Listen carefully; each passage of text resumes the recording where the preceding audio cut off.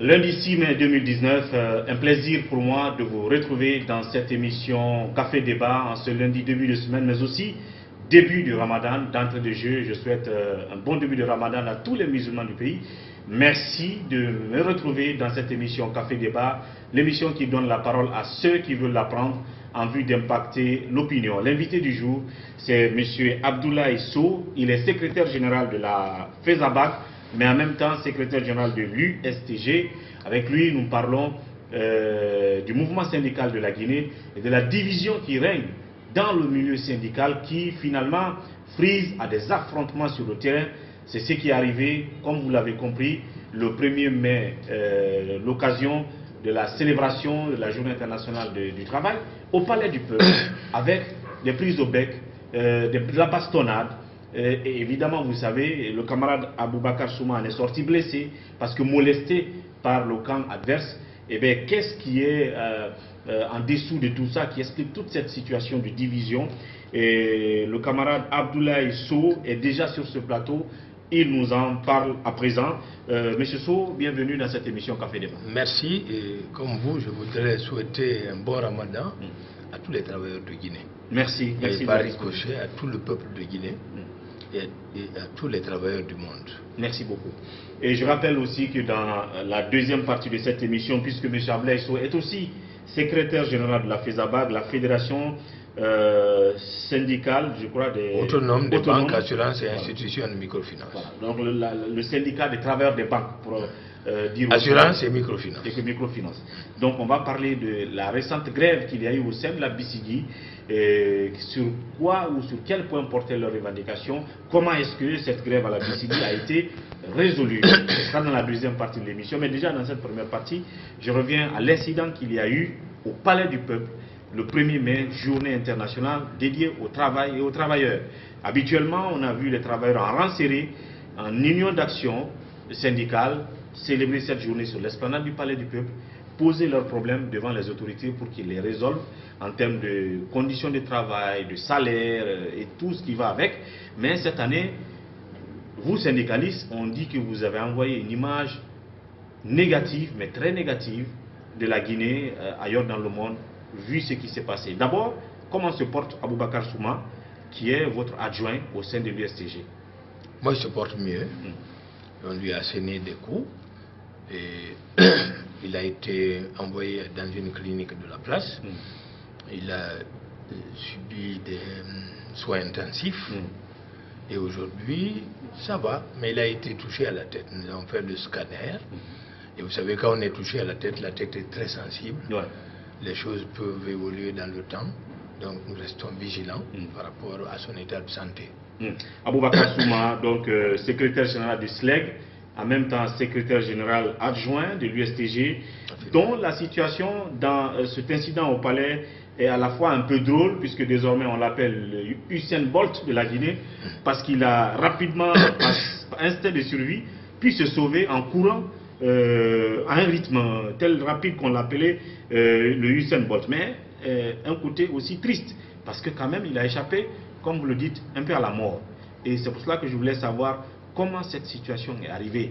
Est-ce que c'est arrivé subitement ou est-ce que vous saviez que ça allait arriver?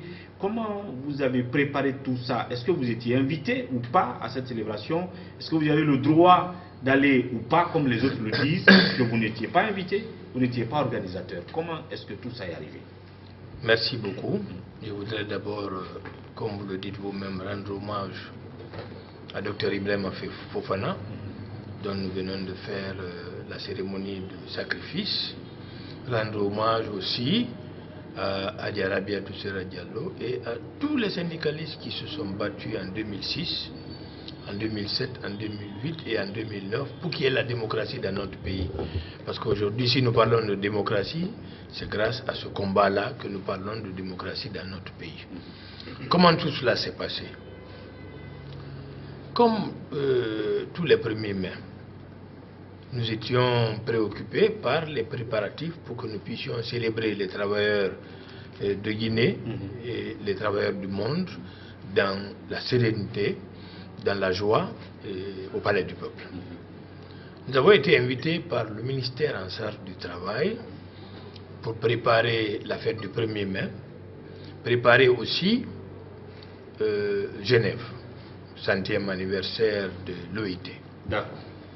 Nous sommes rendus, le ministre, plusieurs fois, nous avons échangé sur tous les contours liés à cette organisation. Il nous a été demandé de faire des propositions. D'accord. Nous nous sommes retournés parce que vous savez qu'au niveau de l'USTG aujourd'hui, nous avons 11 centrales syndicales qui nous ont rejoints.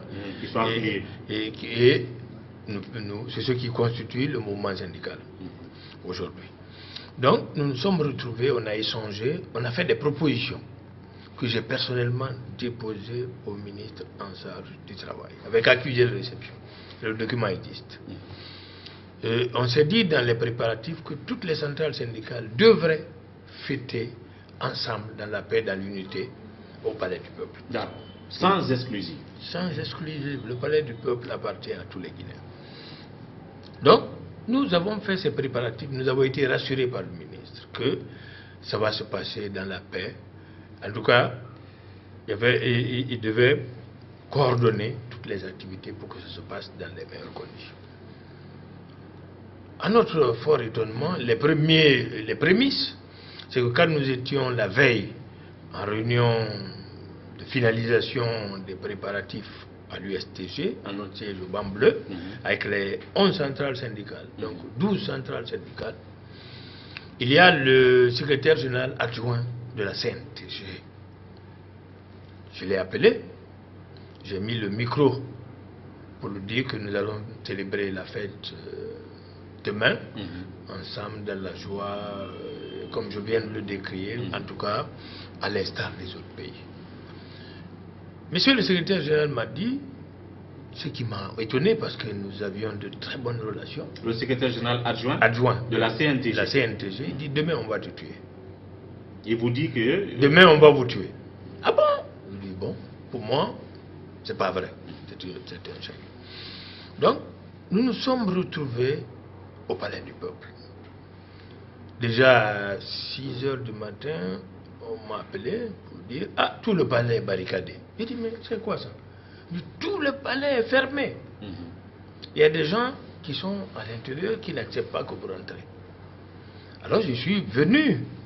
J'ai appelé Souma, il dit « Il faut qu'on vienne pour s'enquérir de la réalité. » Nous avons trouvé les travailleurs de l'USTG, affiliés à l'USTG, massés devant la porte. En grand nombre.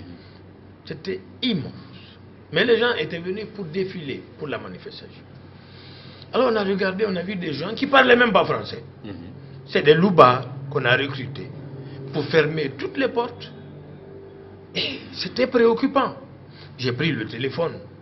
J'ai appelé monsieur le ministre, qui m'a répondu. Le ministre Lansana Komara. Lansana Komara. Je l'ai appelé, il m'a dit, je lui ai décrit la situation. Il dit, bon écoutez, je vais voir. Dès qu'on a fini de parler, c'est le commandant de la gendarmerie qui était stationné en face de la Riviera qui est venu vers moi. Pour dire, vous êtes responsable de ce genre-là? Je dis, oui, c'est moi le responsable. Mais on nous empêche d'accéder au Palais du Peuple pour célébrer la fête du 1er mai. Bon, il nous a dit, bon, on va ouvrir la porte. Effectivement, la gendarmerie a ouvert la porte. Nous sommes rentrés, mais accueillis par des jets de pierre venant de partout, comme une pluie. Donc, dès que la gendarmerie a ouvert le portail de l'esplanade du palais... Mais comme on était très nombreux, on a résisté, on a avancé. On a vu des gens armés de bâtons, de couteaux, de barres de fer. Donc on est venu jusqu'à la petite porte pour accéder à l'esplanade. J'ai vu Kader, le même Kader, courir pour dire ne les empêchez-les. Kader qui est le secrétaire général adjoint de la CNTG. Empêchez-les. Il y avait tous les membres là qui étaient là. Donc on nous jetait les pierres. Nous sommes arrivés à la porte. Vu l'ampleur des choses, les travailleurs m'ont fait replier. Je suis allé juste me coincer là où les vendeurs sont assis. À l'angle. À l'angle. Je suis resté là entouré des travailleurs. Général, vous ne bougez pas d'ici. J'ai vu qu'on a voulu toucher Souma, mais les gens l'ont emmené dans un bureau derrière. Et quelqu'un est venu avec une barre de fer vers moi. C'était pour m'assommer complètement. Il y a eu les travailleurs qui se sont opposés, qui m'ont entouré, qui ont formé une carapace autour de moi et qui m'ont amené à l'hôtel Riviera. Ils voulaient attenter à notre vie, c'est clair. Ce monsieur, il a été envoyé pour venir m'éliminer. Avec une barre de fer? Avec une barre de fer. Vous frappez avec? Il a frappé quelqu'un qui a été blessé. D'accord. Un travailleur qui est blessé. Qui s'est interposé. Les travailleurs n'ont pas accepté comme touche. C'est pourquoi je vous parle là, maintenant. Bien. Sinon, c'était savamment préparé. Et vous avez vu, souvent, celui qui a asséné les coups, il y a les images, il est connu, il a été arrêté, il a été envoyé à la police. Celui qui a frappé Souma? Celui qui a frappé Souma a été amené à la police. Bien. Il apparaît sur les images, il détient une arme. Alors, maintenant, les autres disent... D'abord, ce que je voulais savoir, vous êtes USTG, secrétaire général de l'USTG, mais il y a aussi quelqu'un qui dit être secrétaire général de l'USTG, c'est même votre homonyme, parce que c'est un Ablaye aussi, Ablaye Camara, mais quand même qui était à la loge officielle aux côtés de Ablaye, de Amadou Diallo de l'USTG. Comment vous comprenez cela? Que Amadou Diallo de la CNTG, qui a l'habitude de célébrer cette fête avec l'USTG, puisque vous êtes en intercentral, reçoivent une autre tête de l'USTG dont vous êtes le secrétaire général légitime. Comment vous comprenez cela? Est-ce qu'il ne joue pas franc jeu? Est-ce que ce n'est pas tout ça qui a amené cette situation?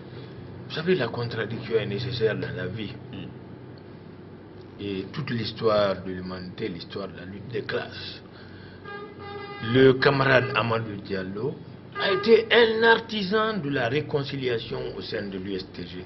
Parce que quand il y a eu la brouille, au sein de l'USTG, la FESABAG avait quitté, la FESATEL avait quitté, le SLEG avait quitté. C'est lui qui a demandé à ce que toutes les parties viennent à la CNTG pour la réconciliation.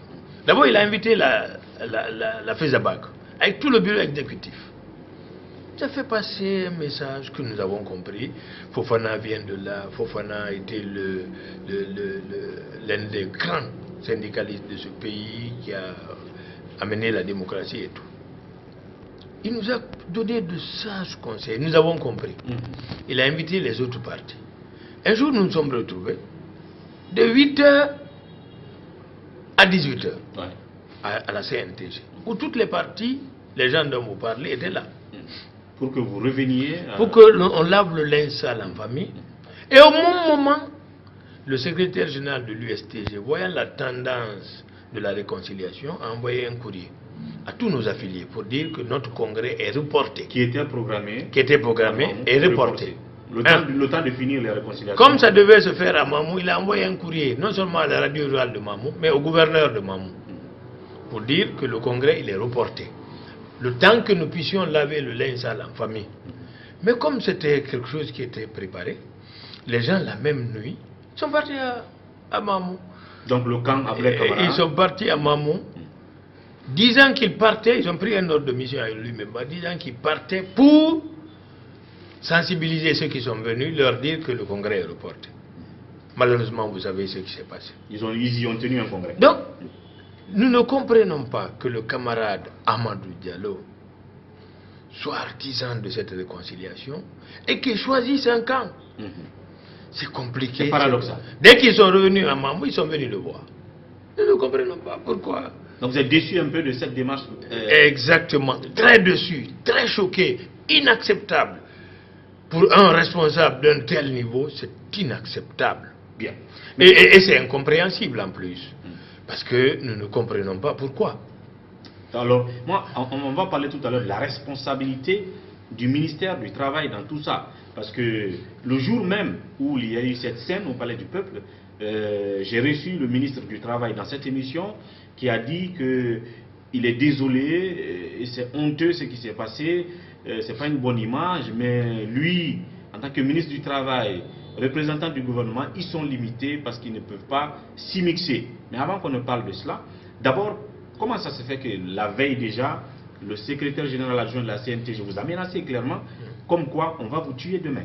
Est-ce que vous avez appelé la sécurité, pour les informer, vous êtes menacé de mort. Est-ce que vous avez dit ça au ministre du Travail? Et mais pourquoi, au-delà même de cette menace, vous êtes quand même venu au palais? L'autre question, si c'est vrai que les autres ont payé de l'argent pour occuper l'espace, pourquoi vous êtes venu, vous, pour l'occuper, pendant que vous n'auriez pas versé de l'argent pour cela? D'abord, nous nous adressons à des milliers de travailleurs venant de partout. Quand il a dit devant toutes les centrales syndicales. Il y avait des témoins autour de la table. Tout le monde. Quand il a dit au téléphone, on va vous tuer demain. Tous les représentants, les gens ont dit, et ça c'est quoi ça? Bon, non, moi j'ai pris ça comme... Parce qu'on a de très bonnes relations. Pour moi, c'est comme une blague. Comme une blague. Ça ne pouvait pas m'amener à détourner de la fête des milliers de travailleurs. Parce qu'on avait informé tout le monde. Vous n'avez pas pris la menace au sérieux? Non. Pour moi, ce n'était pas sérieux. En plus, quand quelqu'un vous dit j'ai payé le palais du peuple, le 1er mai, le palais du peuple appartient à tout le monde. C'est-à-dire que les uns puissent fêter là et que les autres ne fêtent pas. Parce qu'habituellement, on paye. D'abord, ils n'ont pas payé. Ils n'ont jamais payé. Et ils ont sorti des factures. Hein? Non, c'est des arrangements. En Guinée, on peut tout sortir. On peut sortir tout papier. Bien. On peut faire tout. C'est faux. Mais habituellement, toutes les fêtes qu'on célèbre, on ne paye pas. On fête là-bas. Moi, je n'ai jamais entendu qu'on paye au palais du peuple. En plus d'avoir été rassuré par les réunions préparatives que nous avons eues avec le ministère en charge du travail, disant que tout le monde fêtait là-bas, mais nous ne savions pas que le palais du peuple peut être pour les uns, pas pour les autres. Alors que c'est un palais qui appartient à toute la Guinée. Quand on vous dit j'ai payé 2,5 millions. Moi j'ai payé une quinzaine de millions pour le congrès, pour la seule salle. D'accord. J'ai payé plus de 15 millions pour ça. 2,5 millions. Vous imaginez que le ridicule ne tue pas. C'est ridicule. Bien. Ça n'a jamais été payé. Si on vous a sorti des papiers, c'est des papiers arrangés. On peut tout arranger dans ce pays-là. Donc, y a pas, et je ne comprends pas que depuis 1 h du matin, vous bloquez le palais du peuple avec des gens drogués, des loubards que vous amenez, qui bloquent le palais du peuple, qui ne sont même pas des travailleurs. Donc, le ministre du Travail, vous avez dit, il était là pendant que les uns jetaient les cailloux, on vous bastonnait. Il était le ministre du Travail. Il y a un paradoxe très fort que nous ne comprenons pas aujourd'hui, qu'aucun Guinéen ne peut comprendre. Le ministre du Travail a dit qu'il ne s'immisce pas dans les affaires syndicales. Il l'a dit. Il y a eu cette fête. Il a su qu'il y a un conflit. Que les gens se jetaient des pierres, qu'il y avait des gens armés à l'intérieur, qui avaient des bâtons, des barres de fer, des couteaux. Il est venu s'asseoir là-bas. Témoin.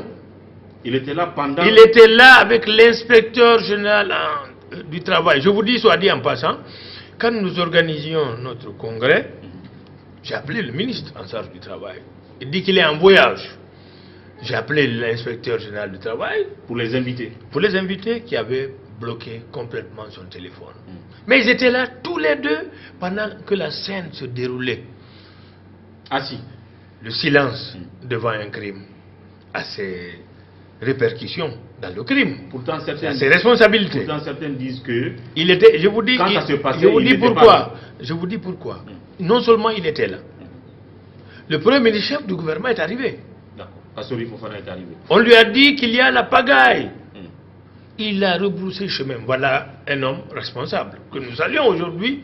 Nous le respectons par rapport à cette attitude responsable avec cette hauteur de vue d'un premier ministre chef du gouvernement. Si lui aussi il était complice, il serait venu s'asseoir.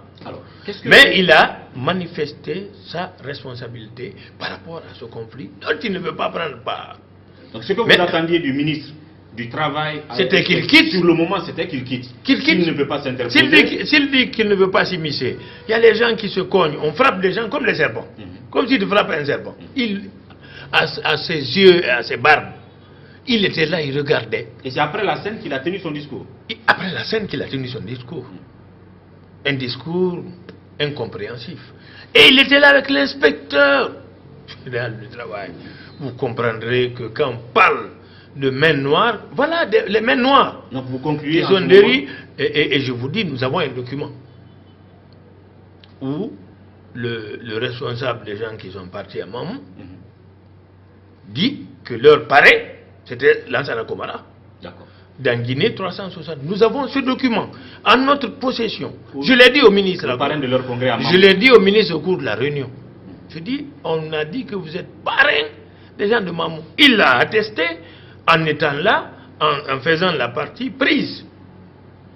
Il y avait la CNTG, il y avait la bande de Mamou, ils étaient là. À la loge officielle. Et pendant que les loubards nous bombardaient, nous frappaient, nous faisaient tout, voulaient attenter à notre vie. Donc, vous avez vu la vidéo de Abakar Souma. On voulait le tuer. Ouais, heureusement, la personne est vue, il y a la vidéo qui est témoin de ces faits. Ce n'est pas un écrit, ce n'est pas un papier arrangé, il y a la vidéo. Bien. Et donc, vous concluez que le ministre du Travail est donc de mèche avec l'autre camp, qui vous qualifiez d'illégitime, et donc c'est lui qui entretient tout ça? Au-delà de ce que je dis, les faits sont parlants. Bien. Il est assis, les gens se battent, les gens veulent même se donner la mort. Il est assis. Mais pourtant, il vous avait dit que vous êtes impliqué dans les préparatifs. On a été impliqué, on a fait des propositions. Nous avons le document qu'on peut vous envoyer. Vous avez envoyé à lui-même, ministre. À lui-même. Il y a un accusé de réception du ministère. Nous avons ce document. Je dis une fois encore que personne n'a loué le palais du peuple. C'était orchestré pour nous faire mal. Parce que nous sommes aujourd'hui la centrale syndicale la plus représentative en République de Guinée et la centrale de qualité. Bien. Il faut être en quantité et en qualité. Les gens qui disent aujourd'hui qu'ils sont centrales syndicales, ils sont en grève. Depuis le carburant, ils sont en grève, le peuple de Guinée est témoin. Mais dites-moi où est la grève? Vous voulez parler de la CNTG? Où est la grève? Voilà le problème. Allez. Et donc, je vais dire, après toute cette scène, quand le ministre du Travail dit qu'il ne peut pas s'y mixer, comment cette adversité va pouvoir se résoudre? Qui est censé résoudre ça si le ministre du Travail dit qu'il ne peut pas s'y mixer? Est-ce que c'est l'OIT? Est-ce que c'est le BIT? Ou est-ce que le ministère, sur la base de votre base syndicale, doit tout simplement trancher à dire oui, c'est Aboulaye Sow qui a une base qui est reconnue et qui est affiliée à l'international, donc c'est eux notre interlocuteur, vous on ne vous reconnaît pas. Et puis après, maintenant vous nous parlez des plaintes, parce qu'on a appris que vous avez porté plainte et que le gouvernement, ou en tout cas la justice, a pris la promesse de continuer les enquêtes sur cette affaire. Vous avez porté plainte contre qui et qui? Est-ce que ça se passe bien? Ok. Je voudrais vous dire que ceux qui sont partis à Mamouka, ils sont revenus, vous avez écouté dans les radios, ils nous ont traités de tous les noms d'oiseaux. Vous avez volé de l'argent, vous avez détourné, mais qu'ils portent plainte contre nous et qu'ils apportent la preuve que nous avons détourné. Moi, je suis directeur de banque depuis 31 ans. Je suis directeur de banque à la BCG. Que quelqu'un me reproche de ça alors que je gère l'argent des autres. Apportez la preuve. Moi, je veux simplement la preuve que j'ai fait ça. Et il faut porter plainte, premièrement. Quand ils sont revenus, ils ont porté plainte contre nous au tribunal de Kaloum. Il y a eu la réunion de Copenhague où on a demandé à Amadou Diallo de venir dire à ces gens de retirer la plainte. Se fondant sur leur soi-disant congrès, se disaient fort, ils ont laissé couler la plainte. La plainte, le jugement a été rendu. Par le tribunal? Le tribunal de Kaloum. J'ai le document que je peux vous envoyer. Ils ont dit dans le jugement qu'ils n'ont pas qualité à porter plainte contre nous. Premièrement. Deuxièmement, que le tribunal est incompétent pour gérer ces conflits syndicaux. D'accord. Une fois que cela est fait, vous comprendrez qu'ils doivent baisser la garde. D'accord. Parce que tu portes plainte en justice, c'est pour avoir raison. Si tu n'as pas raison, c'est terminé. Mais continuez à utiliser notre logo. De l'USTG. Logo de l'USTG. Nous sommes à notre siège, à Boulbine, au banc bleu. Quand ils sont revenus dans la folie meurtrière, là, ils sont venus, ils ont bloqué notre compte à la Société Générale des Banques. Aujourd'hui? Oui, c'est des avocats. Sincèrement, aujourd'hui, notre compte est libéré. Bien. Parce qu'ils ont vu la vérité. Et c'est vous qui l'utilisez? C'est nous qui l'utilisons. Nous sommes à notre siège. Nous avons notre adresse internet. À l'international, nous sommes reconnus. De ce fait-là, le gouvernement doit faire son choix. Mais aujourd'hui, c'est la division partout. Vous avez des syndicats qui n'existent même pas que de nom, qui pagaillent dans ce pays. Quand on parle du SLEG aujourd'hui, le SLEG, c'est qui? C'est Abakar Souma. C'est lui qui a des militants. Pourtant, il y a l'autre. Mais on parle de SLEG. On parle de beaucoup de syndicats aujourd'hui, créés par des personnes C'est une manœuvre du gouvernement. C'est honteux. Je n'accuse pas le gouvernement. J'accuse certains. Donc, le ministre, ce qu'il a prouvé. Les faits expliquent ce qu'il est. Bien.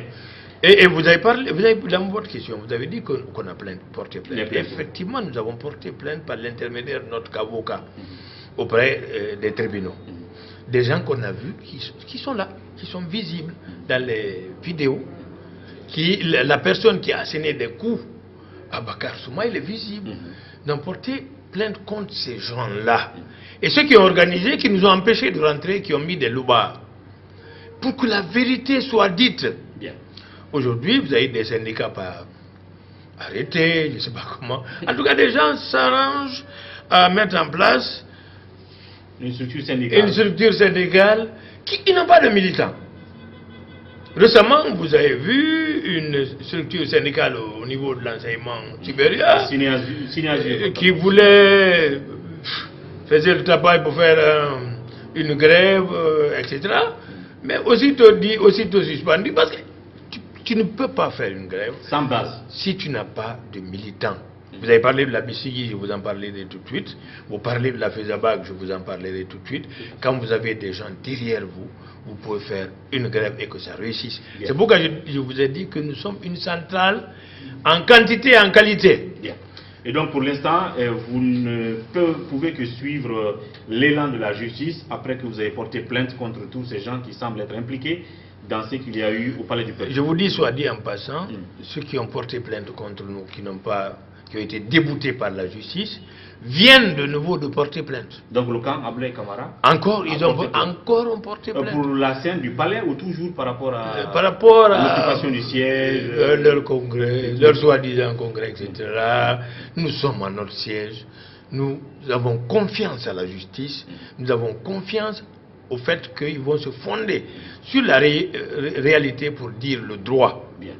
Nous fondons encore une fois notre confiance sur la justice. Alors, en attendant cela, on peut dire que cette scène est regrettable, ce qui s'est passé au palais, mais heureusement qu'il y a eu plus de peur que de mal. C'est vrai qu'il y a des gens qui ont été blessés, sauf qu'il n'y a pas eu de mort. Ça, au moins, on peut dire Dieu merci. Ce n'est pas que regrettable, mais c'est honteux pour notre pays. Et c'est un recul pour le mouvement syndical, un recul pour la démocratie dans notre pays. C'est une honte, c'est inacceptable, c'est inconcevable qu'un ministre de la République vienne être témoin des conflits sociaux d'une telle envergure où on veut ôter des vies. C'est inadmissible. Et le message d'Aboubacar Souma, malgré qu'il était sur son lit de malade à l'hôpital, qui a dit à vos membres de ne pas répondre, de se calmer, c'était bien réfléchi, vous avez réfléchi cette réponse, ce message ensemble pour éviter... Depuis que nous sommes sortis du congrès, nous avons tendu la main à toutes les centrales syndicales de Guinée, à toutes les fédérations syndicales de Guinée, pour construire le mouvement syndical de 2006, 2007, 2008, 2009. Donc c'est dans cette logique que Bakar Souma vous dit que nous sommes des syndicalistes très responsables. Nous ne sommes pas là pour attenter à la vie des gens, pour frapper des gens, pour aller embarquer des loubards, les amener pour s'attaquer aux gens. Nous voulons jouer notre rôle régalien de syndicaliste et défendre le travail et les travailleurs. Bien. Voilà donc comment on va fermer la parenthèse de cette adversité aiguë qu'il y a au sein du mouvement syndical, notamment le cas USTG qui s'est illustré par cette scène, comme il a dit, regrettable et honteuse au Palais du Peuple. Et comme vous l'avez vu, le ministre du Travail est indexé, accusé. Est-ce qu'il va prendre la mesure de la situation, mettre de l'ordre dans tout ça, reconnaître ceux qui sont à reconnaître et ne pas le faire pour ceux qui ne sont pas à être reconnus? Nous verrons tout ça à l'avenir. En tout cas, le temps pour nous d'observer une pause et 5 minutes chrono après pour parler de la FESABAC et de la banque et la grève qu'il y a eu récemment à la Bissigui. Tout de suite après la pause thé.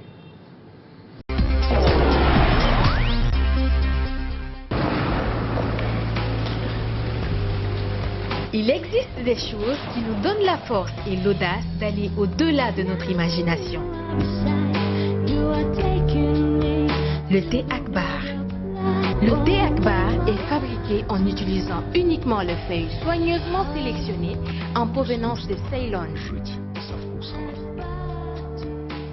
La qualité du thé Akbar a été évaluée selon les normes les plus strictes par des experts en dégustation qui se sont appuyés sur près d'un siècle d'expertise dans ce domaine. Premier producteur de thé, vous pouvez faire confiance à la famille Akbar pour vous garantir votre santé. Seule la meilleure tasse de thé peut vous procurer de la fraîcheur. Merci de nous retrouver dans cette deuxième partie de Café Débat. Évidemment, toujours comme invité, camarade Abdoulaye Sow, secrétaire général de la FESABAG et secrétaire général de l'USTG. Vous avez donc compris sa version de ce qui s'est passé au palais, ce qu'ils attendent du gouvernement, mais aussi de la justice, a posteriori, après cette scène et après qu'ils ont porté plainte. Maintenant, en 5 minutes chrono, ou voire 6-7 minutes, on va parler de la Bissigui, parce que vous êtes aussi secrétaire général de la FESABAG. Je crois que je vais apprendre. Et la délégation syndicale de la Bissigui. La délégation syndicale de la Bissigui, oui. Donc, voilà. Et alors oui, il y a eu un mouvement de grève récemment au sein de la banque de Bissigui. Vous avez fermé même les guichets, ça a impacté les activités des clients de la Bissigui au point que les gros commerçants disaient qu'ils n'arrivaient plus à faire des transactions et tout. Donc ça veut dire que ça a impacté l'activité. Qu'est-ce qui était au cœur de cette grève? Qu'est-ce que vous demandiez en réalité aux patrons de la banque? Merci. Vous savez, au niveau de la FESABAG, nous avons des négociations.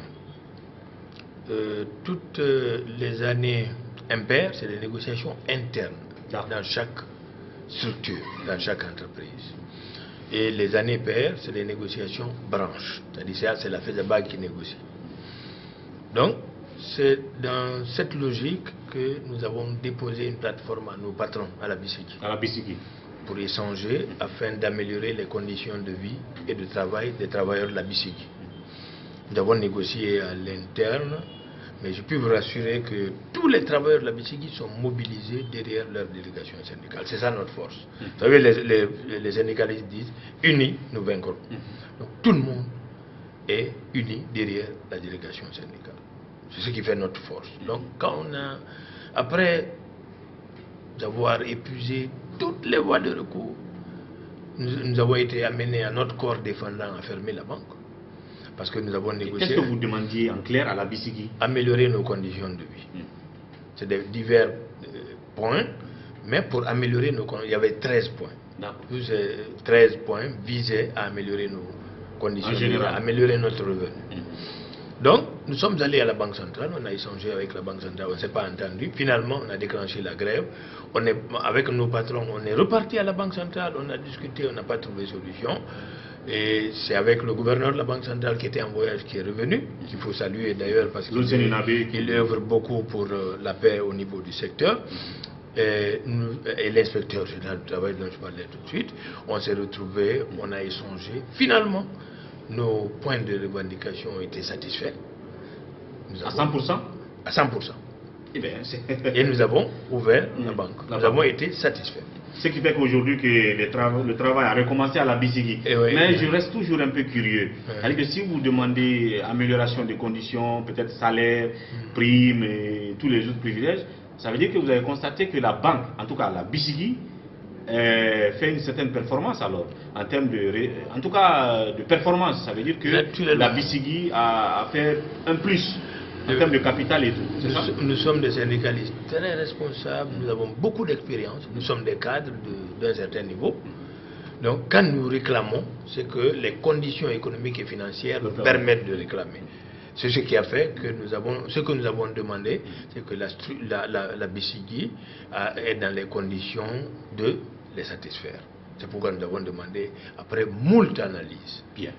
Et donc, à un moment donné, on avait compris qu'il y avait une certaine hostilité du patron, ou en tout cas du patronat de la banque. On ne sait pas pourquoi, parce qu'ils ont dit que ce que vous aviez demandé était déjà fait, au point qu'il y a une réunion à laquelle le président du CA, je crois, se serait absenté. Mais comme par miracle, tout a été résolu. Maintenant, en clair, est-ce qu'on peut avoir une idée sur les points qui ont été améliorés en termes de salaire, en termes de je ne sais pas quoi, qu'est-ce qui a changé donc dans les conditions de travail de la BCG qui fait qu'aujourd'hui vous êtes content? Permettez-moi de ne pas aller dans les détails, mais les conditions de vie des travailleurs de la BCG ont été améliorées.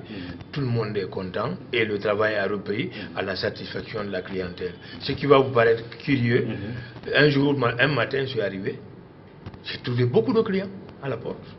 C'était fermé. J'ai pris mon temps, je leur ai expliqué la situation. C'est eux qui nous disent, vous avez raison. Continuez. Ils ont compris. Parce qu'aujourd'hui, nous voulons avoir un salaire décent qui nous permette d'être comme les autres de la sous-région. Nous appartenons à une multinationale.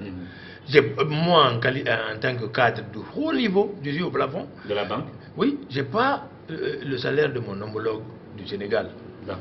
C'est vrai que les contextes économiques ne sont pas les mêmes, mais que j'ai au moins 80% de son salaire. Que je vive décemment comme lui.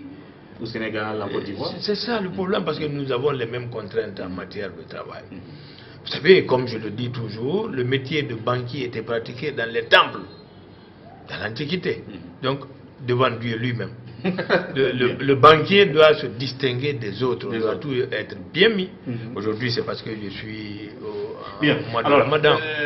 Sinon, je serais attaché aussi. L'autre question de curiosité, parce que vous êtes un habitué donc, de la banque, vous avez beaucoup d'années dedans. Est-ce que c'est souvent ces conditions de travail précaires qui font que même ceux qui sont à la réception, des fois, n'appliquent pas l'élémentaire du sens de l'accueil?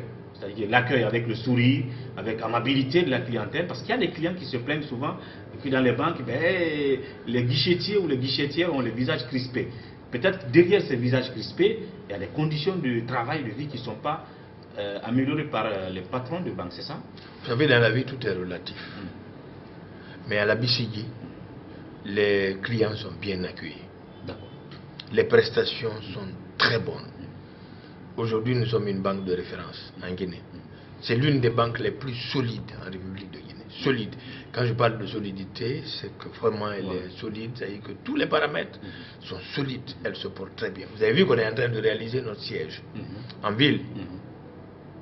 Ce n'est pas n'importe quelle banque qui peut réaliser un tel siège.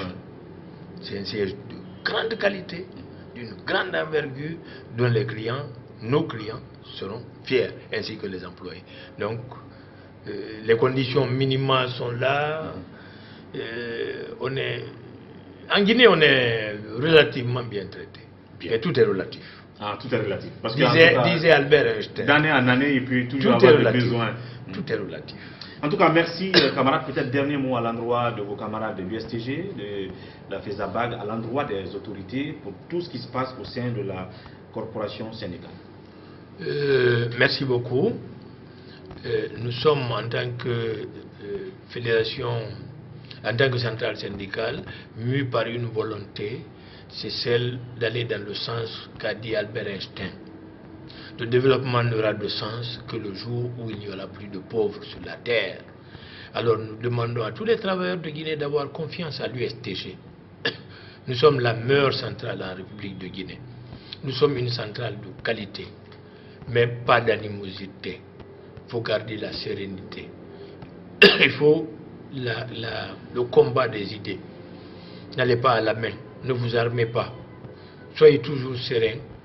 Mobilisez derrière votre centrale syndicale pour que nous améliorons nos conditions de vie et de travail. Vivre décemment comme les autres. Merci d'être passé. Merci beaucoup. À très bientôt. À très bientôt. Merci beaucoup. Merci. Voilà, c'était tout pour ce numéro de Café Débat. Sans doute demain, nous nous retrouverons dans un autre numéro de Café Débat pour parler notamment de la retraite de la CENI, mais aussi du grand rassemblement du côté de Kindia par le pouvoir et tout ce qui a été créé comme condition autour de cela. Nous reviendrons là-dessus demain si Dieu le veut bien. Merci de votre fidélité. Au revoir.